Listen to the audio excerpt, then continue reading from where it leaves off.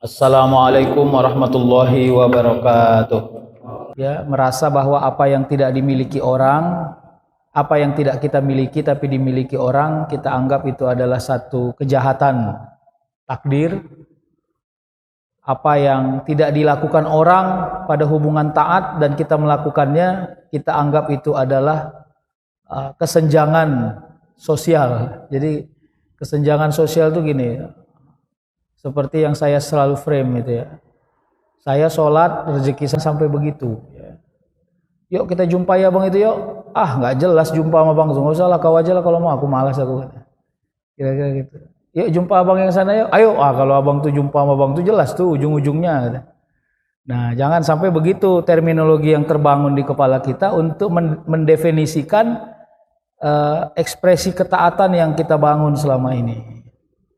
Ya, karena kalau kita lihat nanti Al-Baqarah 186, wa iza sa'alaka ibadi anni fa inni qarib. Jadi itu terem awalnya, apabila hambaku bertanya kepada engkau ya Muhammad tentang aku. Jadi sa'alaka itu soalan, soal. Soal itu bentuknya pertanyaan, dan setiap pertanyaan membutuhkan jawaban. Makanya Allah kasih tahu apa jawabannya. Wa iza sa'alaka ibadi anni, tentang aku, fa inni qarib, maka aku sesungguhnya adalah qarib. Apa qarib? Dekat. Kalau bahasa Indonesianya akrab, teman karib. Makanya karib, teman karib atau teman akrab ini, ya ini bahasa Arab, Saudara. Bagaimana terminologi dekat? Terminologi dekat itu bukan hanya jarak. Jarak itu tidak menentukan kedekatan. Makanya Allah dengan kita nggak perlu berdekatan jarak. Untuk apa? Tapi kita harus perlu dekat kepada Allah seumpama kita meyakini Allah melihat kita di mana saja kita berjalan. Dan kita meyakini Allah akan terus tidak hilang pantauan sesembunyi apa hidup kita laksanakan. Itulah makna dari qarib. Makanya nilai yang kita bangun selama perjalanan hidup ini adalah nilai-nilai yang membangun kebaikan. Kebaikan itu ya terserah mendefinisikannya mulai dari mana? Mulai dari menata hati, tidak tidak angek, tahu angek, Pak? Ya, ini istilah Medan yang jarang orang paham. Kalau orang Medan betulan pasti paham angek ini. Itu bolak-balik saya bilang ya. Dia sibuk ngangek-ngangek iya, Wak. Awak enggak angek-angek. Ya kan? Ada orang nggak pernah ngangek-ngangek iya Wak, tapi awak angek aja. Kira-kira gitu. Jadi jangan pernah angek. Angek itu iri ya. Sama hidup orang yang nggak sama ekspresinya seperti kita. Karena keirian itu tanda kita masih merasa kita tidak sempurna perjalanan hidupnya. Padahal perjalanan hidup orang yang sempurna itu adalah punya waktu yang mengakumulasi semua keadaan. Sholat bisa, makan bisa, istirahat bisa, kombur bisa, belajar bisa, kekeh bisa, apa lagi? Yang gawat bukan begitu. Cuma belajar aja yang bisa, kekeh udah nggak bisa lagi, kombur udah nggak bisa lagi. Pokoknya asal jumpa sama dia merengut aja mukanya, nggak pandai lagi dia menyunggingkan bibirnya sedikit pun. Saking rewardnya dunia ini. Jadi sebenarnya bisa mengakumulasi semua berbagai keadaan. Ada seorang ayah di luar menjadi orang yang sangat profesional, tapi sampai di rumah tidak berhasil dia menjadi seorang ayah yang adaptif, beradaptasi dengan keadaan. Ya namanya masih punya anak kecil, ngobrolnya ngobrol anak kecil, kira-kira kan begitu. Ya ini dibawa ayahnya pula, suasana kantor masuk ke rumah. Begitu sampai dia di rumah, dikasih anaknya yang umur 5 tahun lollipop, tahu lollipop? Ya, adik ada hadiah sama ayah, coba tebak. Ayo apa katanya? Gembira kali anaknya, nyuruh tebak ayahnya. Apa ayahnya udah suntuk aja bawaannya. Ayo bilang aja lah, cepatlah, jangan lama kali. Tada, ini lollipop yang ayah suka. Kapan pula ayah suka lollipop katanya? Berat kan, Pak? Kita sering gagal di tempat-tempat yang sebenarnya kalau kita pandai memeliharanya kita sempurna. Tamam. Jadi kita ini tidak harus seperti diri kita yang sesungguhnya. Karena banyak orang merindui peran-peran inklusif dari hidup kita. ketemu sama tukang sapu yang kelihatan ekonominya tidak sehebat kita, mungkin dia berharap kita ini seperti mereka, cara berbincang, attitude, sikap, adab. Tapi kalau kita datang terus memang seperti orang yang eksklusif, ya dia juga takut. Ya, belum lagi turun mobil udah merintah aja bawaannya, ya apa nggak bingung dia. Jadi padahal ada peran-peran rahasia yang kalau seandainya kita perankan, orang gembira melihat kita dan pandai orang mendoakan kita. Ya, sama tuh. Tadi siang saya kajian, saya sampaikan, Bapak Ibu kebetulan kajiannya dekat dengan instansi. Saya bilang sama anak-anak buah Anda semua yang suka memuji-muji, bilang berhentilah memuji saya, perbanyaklah mendoakan saya. Karena pujian itu nggak ada efeknya. Doa itu lebih berefek. Kadang-kadang gini, kalau nggak bapak yang ngurus ini pak, kurasa udah lama hancur ini. Nah, itu kan buah labu itu namanya. Nggak adanya itu, ya kan? Kalau engkau mau memuji saya kali, berhenti kau memuji, doakan aja saya. Ya Allah, sehatkan bapak ini karena bapak ini bermanfaat di kantor kami. Nah, itu lebih bagus. Tapi manusia ini sering tertarik dengan pujian daripada doa. Itu uniknya manusia. Jadi kita ini tidak merasa mahal harga doa. Padahal pak, ini serius ya. Ya, boro-boro mendoakan orang lain. Kadang-kadang kita sendiri mendoakan diri kita aja nggak sempat. Nah, kira-kira gitu. Jadi kalau sudah ada orang yang pandai mendoakan kita, berarti kita itu sudah memiliki keunggulan dibanding orang-orang yang lain. Jadi itu satu ya. Yang kedua, kita lihat ekspresi filosofinya. Kenapa ayat ini disebut wa ija sa'alaka ibadi? Apabila hambaku bertanya kepada engkau tentang aku ya Muhammad. Berarti nanti ada masanya, mungkin sekarang sudah masanya, akan ada orang yang bertanya. Dan pertanyaan itu suasananya bisa dua, negatif, positif. Negatif itu mempertanyakan keberadaan Allah dengan segala eksistensinya. Yang positif adalah menguatkan peran keberadaan Allah dalam semua perjalanan hidupnya. Ayo, sekarang kita di posisi yang mana? Ini bahaya ini, Pak. Kalau kita mempertanyakan gitu, sebenarnya Allah itu ada enggak ya? Dimensi pertanyaannya tauhid, tapi dia berharap jawabannya sosiologik. Mana bisa? Kalau Anda bertanya tentang tauhid, jawabannya harus tauhid. Ya, kalau pertanyaannya sebenarnya Allah itu ada atau enggak, itu kan tauhid. Jawabannya harus tauhid. Tapi dia berharap jawabannya jangan tauhid. Jawabannya harus sosiologik. Buktinya apa? Kalau Allah ada, kenapa enggak Allah buat orang-orang yang jahat itu mati aja? Kenapa Allah enggak buat orang-orang yang zalim itu meninggal mendadak? Ya, bangunan-bangunan berpikir yang kausalitas yang dia berharap harus begitu cara Allah memperlakukan baru dianggap Allah itu ada. Itu kan aneh. Ya kan? Kira-kira gini logikanya. Ya, keberadaan Allah itu bukan suka-suka hatimu. Keberadaan Allah itu suka-suka hati Allah. Kira-kira gitu. Kita ini kan suka berharap gini. Aku kepengen Allah itu seperti apa yang aku mau. Ya, bukan ente aja makhluknya itu masalahnya. Ya, kalau ente aja makhluknya, iyalah apa yang kau mau itulah dia. Maaf ya Pak. Jadi kita mendetek semua hasil-hasil kerja manusia itu, lalu kita hakimi dengan keberadaan Allah. Ini saya kasih uji Ustadz, empirik Ustadz. Apa? Coba ya, itu kawanku, dia sudah mengakui setahun ini dia nggak pernah sholat Ustadz. Tapi dia yang naik jabatan, sekarang udah eselon loh dia Ustadz. Itu Wak Burhan, tahu Ustadz Wak Burhan tuh? Berat kali ku tengok hidup dia Ustadz.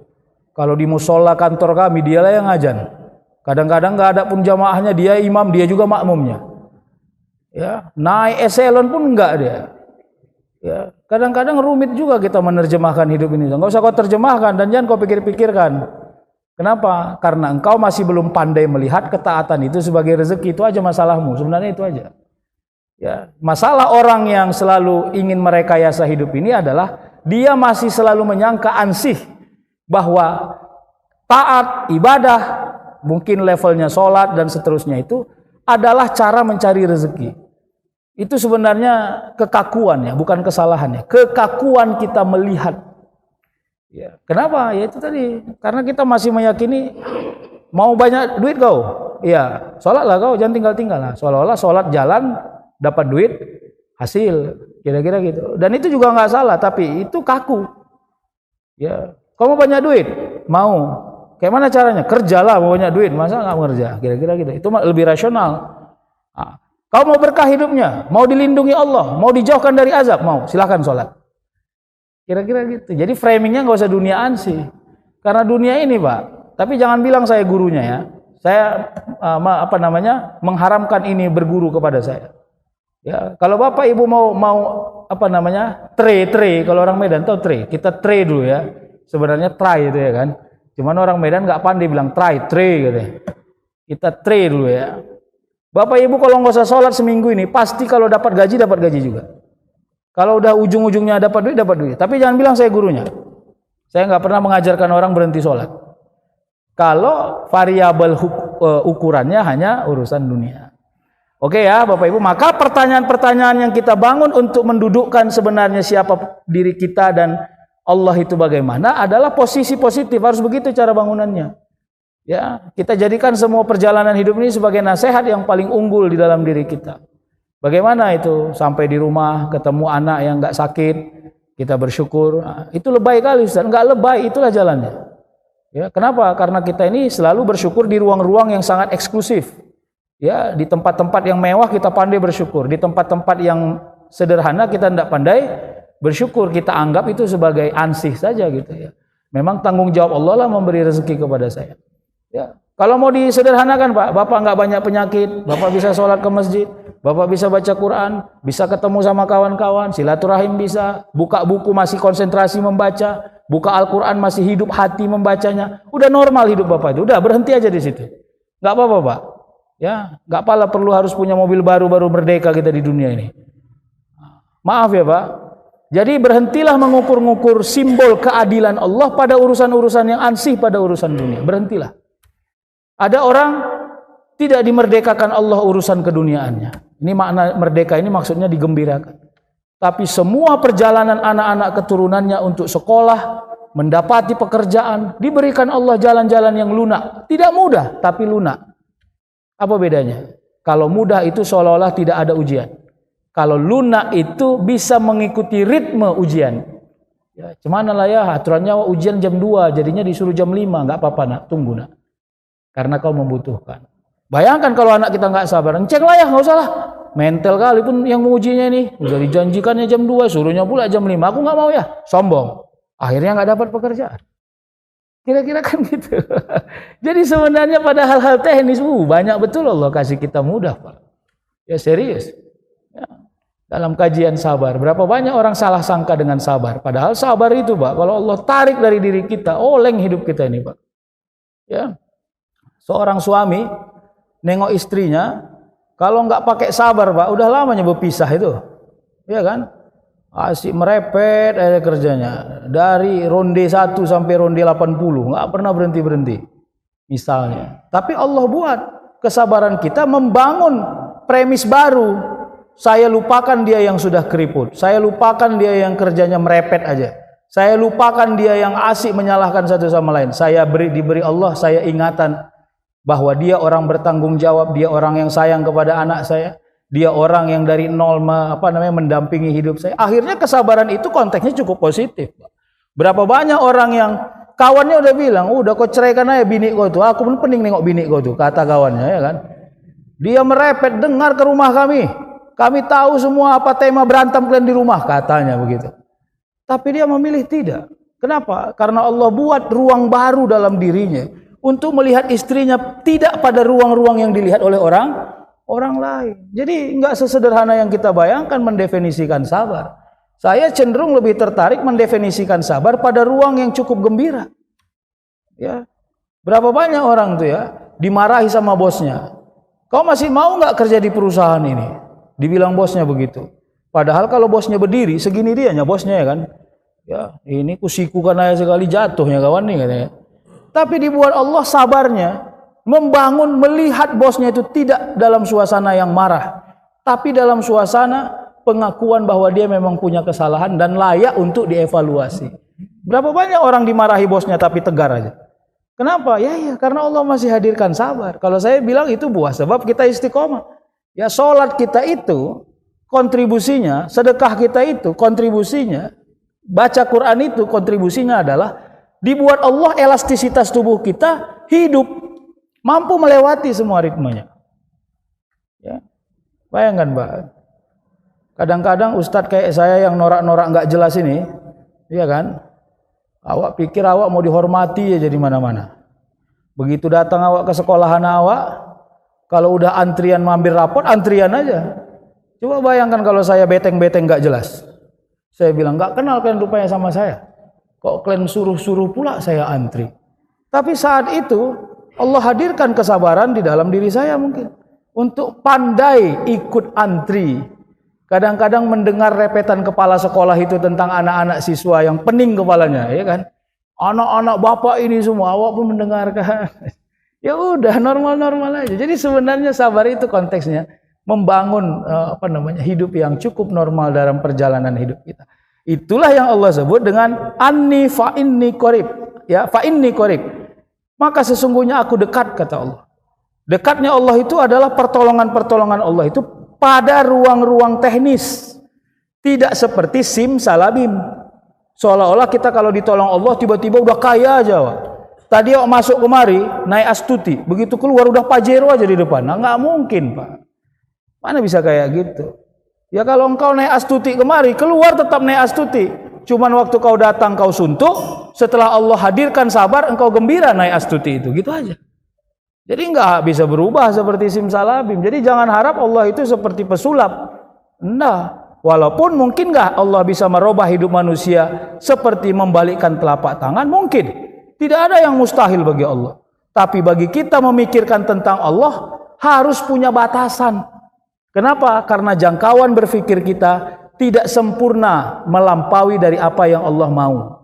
Kira-kira begitu. Makanya diskusi yang paling sederhana, kalau saya mengajak pada ruang-ruang kajian tasawuf, gak usah kita diskusikan Allah sekarang sedang berada di mana. Gak penting itu, karena itu bukan urusan kita, itu maksud saya. Jadi kajian-kajian tasawuf membuat kita gak usah membahas sesuatu yang gak ada gunanya untuk kita. Untuk apa, Pak? Apalagi menghilangkan rasa pengakuan kita kepada Allah, menghilangkan rasa tunduk kita kepada Allah, membuat kita sepele kepada Allah. Untuk apa itu ngaji-ngaji kayak gitu? Baru tahu aku, rupanya Allah itu maha cemburu ya. Beda-beda tipis sama cewekku berarti gitu. Jangan ente bilang cemburunya Allah itu sama seperti cemburunya makhluk. Allah itu tidak tertarik engkau lebih bersyukur menerima harta, benda dari manusia daripada dari Allah Subhanahu wa taala. Ya. Kalau bersyukurnya sedikit aja, tapi kalau terima kasihnya puntang-panting. Kalau nggak ada bapak, entahlah Pak, udah mati aku, entahlah Pak, bapak lah memang penolong. Panjang kali Pak. Kalau bersyukur sama Allah pendek kali. Nah itu kira-kira. Jadi nggak seimbang dia. Harusnya bisa membangun keseimbangan. Jangan memuji makhluk kita. Kenapa manusia lebih tertarik memuji makhluk? Karena makhluk nampak. Kalau Allah nggak nampak, itu aja masalahnya. Manusia ini sulit memuji sesuatu yang tidak pernah nampak. Itu problem manusia yang paling kuat.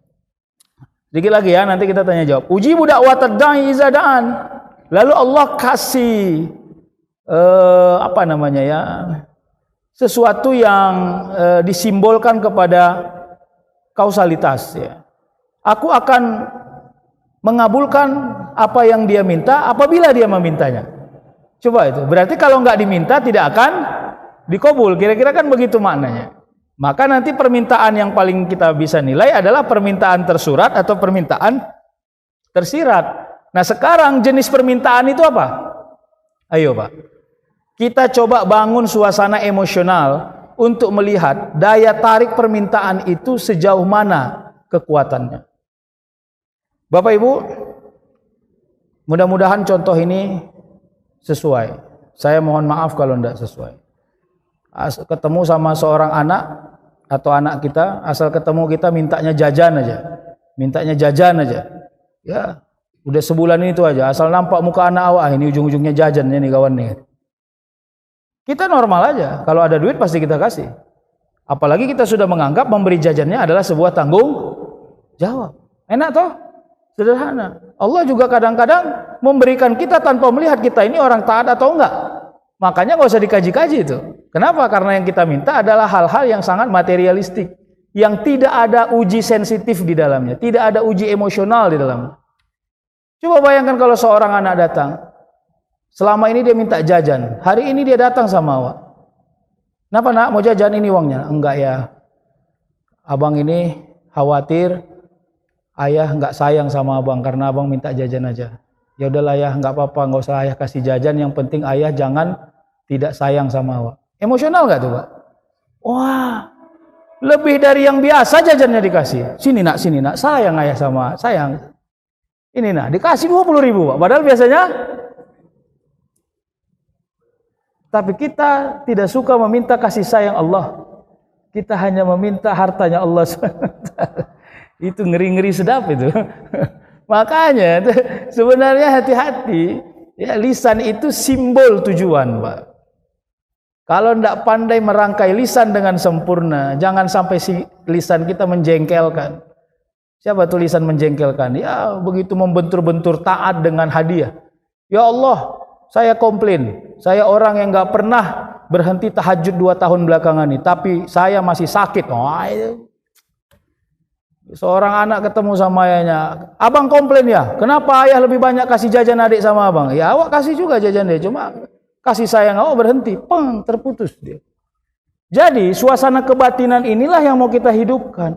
Orang-orang yang taat itu harus pandai memilih lisan, tujuan, niat yang benar-benar berharap kasih sayang Allah Subhanahu wa taala. Makanya kalau misalnya ujibu da'watad da'i izada'an, minta saja kasih sayang Allah. Apapun dunia ini Allah kasih. Atau Allah kasih sesuatu yang memang engkau minta. Kalau Allah enggak mau kasih sesuatu yang engkau minta, maka Allah buat akalmu tidak pernah memintanya. Oh, paham enggak? Ya. Allah enggak akan pernah takdirkan saya punya sepeda. Makanya enggak dikasih Allah saya meminta sepeda. Paham gak itu, Pak? Mana lebih sakit? Ya Allah, mintalah aku sepeda, enggak dikasih sepeda. Atau karena Allah enggak takdirkan saya punya sepeda, maka Allah enggak izinkan saya meminta sepeda. Jadi saya enggak pernah sangka jelek kepada Allah karena saya enggak pernah minta sepeda. Meskipun orang-orang di sekitar saya jelek melihat saya karena saya enggak punya sepeda. Kasihan itu orang ya, enggak punya sepeda. Tapi saya tenang-tenang aja karena saya merasa tidak pernah minta sepeda. Itu kira-kira, Pak. Makanya yang saya sebutkan bahwa jangan pernah selera kepada yang enggak pernah kau butuhkan. Harusnya itu memiliki kekuatan yang bisa melahirkan suasana, ya, bahwa tidak semua hal yang kita lihat harus kita miliki. Tapi apapun yang kita miliki harus pandai kita memanfaatkannya agar yang kita miliki itu berkontribusi sebagai tanggung jawab kita di hadapan Allah. Berat, Pak. Kira-kira begini ya. Bapaklah yang pilih, bapak ibu yang pilih. Ku kasih kau uang 100.000. Ya, tanggung jawabi seadanya. Ku kasih engkau uang 1 miliar. Tanggung jawabi 2 miliar. Mana bapak lebih suka? Hati-hati, Pak. Kita ini selalu terfokus melihat jumlah sebagai hasil. Kita lupa bahwa seberapapun jumlah yang kita miliki, kita harus mempertanggungjawabkannya. Makanya kalau kita mau kaji normal-normal secara mendalam, kenapa orang-orang yang mengkaji tasawuf cenderung tidak lagi berpihak konsentrasi tujuan hidupnya pada urusan-urusan yang komersial ansih. Bukan berarti dia nggak suka dunia, dia suka dunia. Tapi bila dunia nggak berpihak samanya, dia nyaman-nyaman aja. Kira-kira gitu, Pak. Kenapa? Karena dia tahu apapun yang dia miliki harus dipertanggungjawabkan. Apapun yang tidak dia miliki tak akan mungkin dia pertanggungjawabkan. Udah itu aja teorinya, sederhana. Itu kan kalau mau main proyek, ya, aku kasih kau 100 belah jengkol ya katanya. Kan pening kepala awak. Limpul yang awak dapat, cepet yang awak tanggung jawabkan. Kan begitu, Pak. Ayah, jangan geleng-geleng, Pak. Angguk-angguk aja. Udah pahamnya kita semua itu. Begitulah kira-kira. Jadi hati-hati. Makanya bagaimana kita mau melihatnya? Ya udah, wallahi, ya Allah ya Tuhanku, kami ini milikmu. Bahkan takdir kami pun engkau yang rangkai dan buatkan. Tidak ada satu orang pun yang pandai lari dari takdir Allah Subhanahu wa taala. Tapi semua orang punya kekuatan untuk mengusahakan dirinya, pandai menerjemahkan takdir yang dia punya sebagai takdir yang cantik di dalam dirinya. Kira-kira gitu. Jadi kalau teorinya adalah takdir tidak bisa dirubah, maka Allah akan suasanakan diri kita bisa lebih tertarik dengan takdir itu. Jadi saya suka malas jawab orang kalau nanyanya begini, Ustadz, apakah dengan doa takdir bisa dirubah? Harusnya kita lihat dulu yang nanya ini kepengen takdir berubah atau enggak. Makanya kita tanya, kau maunya takdir berubah atau enggak? Ya saya maunya berubah. Ya udah kita anggap aja berubah, kita bilang. Supaya rasa percaya dirinya muncul. Tapi kalau kita bicara hakikat, apakah perubahan-perubahan takdir itu di luar jangkauan Allah?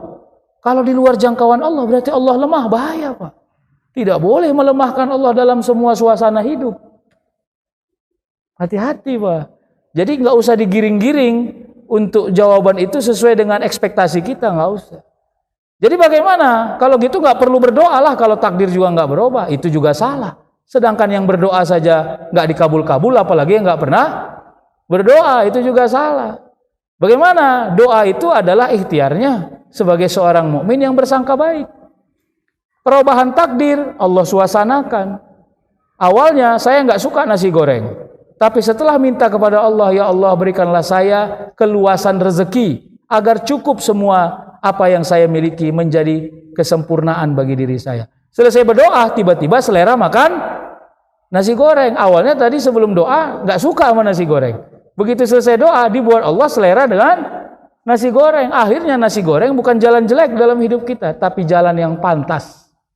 Berapa banyak orang yang mencaci hidupnya, tapi dia menikmati hidup yang dia caci itu. Paham gak Pak? Wadduha wal laili iza saja ma wadda'aka rabbuka wa ma wadda'aka rabbuka wa ma qala. Ingat itu. Jadi sesuatu apa yang Allah sudah berikan kepada diri kita, kadang-kadang kita tidak pandai menikmatinya, memujinya, mensyukurinya, tapi sesungguhnya dalam diri kita masih berjalan dengan cukup baik. Ya udah, itu aja dilihat Pak. Ayolah kita lihat. Ya, ini mungkin udah saya bilang sini. Berapa banyak saya punya peci, sampai saya pernah dikasih dari orang Malaysia peci Pak, mahal. Ya kalau dihargai di atas 2 juta. Tapi asal saya pakai peci itu peang, saya tengok muka saya. Gak pernah cantik saya tengok. Akhirnya peci itu hanya jadi pajangan saja di rumah. Ya, begitu saya pakai koplok-koplok yang harga 20.500 ini, aman kurasa dunia ini. Berarti Allah buat rezeki saya murah. Biarlah orang melihatnya murahan, tapi saya melihatnya tidak murah. Ya tergantung orang cara melihatnya.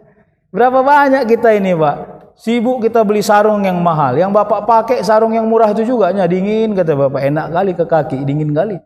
Begitulah cara Allah meleceh-lecehkan cara kita menikmati rezeki kalau kita mau. Tidak semua yang mahal, yang capek kau mencarinya, pandai kau menikmatinya. Tidak semua yang murah tidak ternikmati dalam hidupmu. Berapa banyak hal-hal yang murah bisa kita nikmati. Masuklah teorinya. Kalau bisa yang murah, kenapa harus mahal? Nah, banyak lagi orang yang marah sama saya. Kenapa? Karena dianggap bahwa menciderai hal-hal yang mahal. Enggak Pak. Kalau Anda mampu, mahalkan aja hidup Anda. Gak ada masalah. Tapi ingat, semua punya tanggung jawab. Tinggal gitu aja. Penutup. Kata Allah, ujibu da'watad da'i falyastajibu li wal yu'minu bi la'allahum yarsyudun. Maka semua yang diwajibkan itu harus kita kerjakan. Jangan kita hanya memframing bahwa kita taat kepada Allah, tapi kita mendudukkan diri sebagai orang yang ingkar kepada Allah. Itu yang harus kita hati-hati Pak. Ya, dipaksa-paksa menjawab, Ustadz saya masih jahat, apakah saya boleh sholat? Sebenarnya saya juga nggak tertarik menjawab ini, karena seolah-olah nggak apa-apa kau jahat, yang penting kau sholat. Itu salah Pak. Jadi bagaimana? Suasananya harus naik di atas rata-rata. Meskipun kau jahat, kau harus tetap melaksanakan sholat dan belajarlah membenci kejahatan itu. Jadi jangan digabung-gabungkan antara yang hak dan yang batil. Agama ini bukan murahan Pak, tapi dianggap tidak menyulitkan boleh, tapi dianggap dimudah-mudahkan jangan. Itu juga nggak boleh. Paham nggak Pak? Saya masih dosa Ustadz. Apakah saya harus mengerjakan? Wajib. Ente wajib mengerjakan sholat. Kalau gitu Ustadz, ya udahlah saya gabung aja lah. Jahat iya, dosa ya. Itu nggak boleh juga. Jahat iya, baik ya nggak boleh juga. Itu juga salah. Kira-kira begitu. Wal yu'minu bi, dan engkau harus memframing keimananmu hanya untuk Allah Subhanahu wa taala. Ya, sama itu ya. falyatawakkal 'alallah. Maka engkau bertawakallah hanya kepada Allah. Ayo, kenapa Allah sebut itu dalam Al-Qur'an? Saya bilang karena banyak orang menggeser ruang tawakalnya dari vertikal menuju horizontal. Itu bermasalah, Pak. Itu kalau pakai nilai-nilai yang lebih hakikat, itu bisa bisa syirik ya. Bertawakal kepada makhluk, mana boleh, Pak. Bertawakal hanya kepada Allah. Kenapa Allah buat fatawakal 'ala Allah? Agar dia eksklusif, tidak boleh tawakal kepada selain dari Allah Subhanahu wa taala. Itulah yang saya bilang tadi, kalau nggak ada dokter udah mati lah aku rasa aku, dok. Entahlah dok, ampun lah aku dok. Dokter kemana aja aku ikutlah dok, entahlah dok. Enggak. Itu terlalu remeh itu. Nggak boleh begitu. Kira-kira begitu ya. Sama ya, kalau seorang istri terlalu mencintai suaminya, jangan meleak-leak kali bilang, "Bang, kalau aku nggak ada abang tas cemana," bilang sama istri, ajar dia, jangan banyak kali gayamu bilang. Ya, ada nggak ada aku kau harus siap melewati hidup ini. Serius, Pak. Supaya dia tahu kepada siapa dia kembali, kepada siapa dia bergantung, kepada siapa dia mendapati semua hakikat kehidupan ini. Ya, la'allahum yarsyudun, maka rasyad itu hidup yang sempurna, hidup yang cerdas. Allah berikan kita smart ya. Smart itu kira-kira begini ya. Ya, seorang ibu yang uang bulanannya sudah mulai habis, diberikan Allah kekuatan memutar akal agar tetap cukup kepada anak-anaknya. Bayangkan tuh, Pak. Bapak pernah nggak ngalami masak telur? Sebijinya telur itu cuma diguling-guling gini supaya lebar telur itu, Pak. Iya kan? Diguling-guling gitu. Lebar kali memang telur itu jadinya, Pak. Anaknya 4, di paruh-paruhnya lah seperempat ini, seperempat. Bayangkan kalau nggak diguling-guling kan cuma segini telur itu. Karena diguling-guling segini telur itu, Pak. Akhirnya semua mendapati kelezatan makannya. Tidak berubah telur itu, masih satu. Tapi Allah beri ruang akal di dalam kepala ibu ini agar semua anaknya meyakini apapun yang dihidangkan ibunya lezat dan sempurna menghilangkan rasa lapar. Waduh. Jadi itu kan Rasul waktu para tentara sudah mulai haus tuh yang disebut salah satu mukjizatnya keluar air dari tangannya, meskipun harus kita verifikasi secara lebih dalam tentang riwayat itu ya kepada ahli sejarah, karena saya bukan ahli sejarah. Tapi saya mau katakan pertolongan Allah itu sangat berhubungan dengan sangka baik yang kita bangun. Kalau sangka baik yang kita bangun minimalis, maka pertolongan Allah juga terasa minimalis. Tapi kalau sangka baik kita maksimal, maka pertolongan Allah itu kita yakini hadir di mana-mana, dan Allah gerakkan diri kita itu untuk mendapati kekuatannya. Kira-kira contohnya gini, ini habis ini selesai ya tanya jawab. Seseorang berdoanya, faiza arada syai'a yaqula lahu kun fayakun. Kun maknanya amar, perintah, fayakun maknanya mudhari, proses. Kira-kira begitu. Tidak simsalabim. Itu tadi yang saya bilang di awal. Dia doakan, ya Allah ya Tuhanku, berikanlah aku rezeki, kiranya aku bisa beli mobil. Udah gitu ya, amin. Begitu Allah approve, ya ini approve ini kan istilah orang-orang marketing lah ya.